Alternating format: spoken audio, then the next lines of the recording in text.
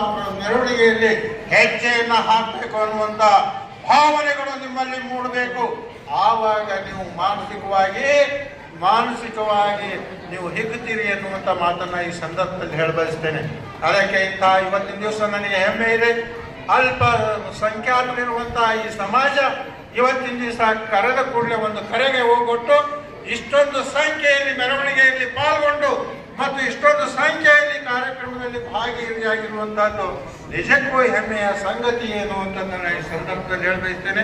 ನಿಜವಾಗಲೂ ಇವತ್ತು ತಾಯಂದಿರಿಗೆ ನಾನು ಅಭಿನಂದನೆಗಳನ್ನ ಈ ವೇದಿಕೆಯ ಮೂಲಕ ಸಲ್ಲಿಸಬಯಸ್ತೇನೆ ಮತ್ತು ನಮ್ಮ ಸಹೋದರರಿಗೂ ಸಹಿತ ಅಣ್ಣ ತಮ್ಮಂದಿರಿಗೂ ನಾನು ಅಭಿನಂದನೆಗಳನ್ನ ಸಲ್ಲಿಸಬಯಸ್ತೇನೆ.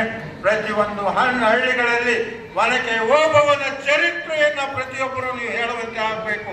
ಒನಕೆ ಓಬವ್ವನ ಚರಿತ್ರೆಯನ್ನ ಹೇಳಿದ್ರಿ ಅಂತ ಹೇಳಿದ್ರೆ ನಿಮ್ಮ ಮನಸ್ಸು ಸಹಿತ ಪುಳಕಿತ ಆಗ್ತದೆ. ನಿಮ್ಮ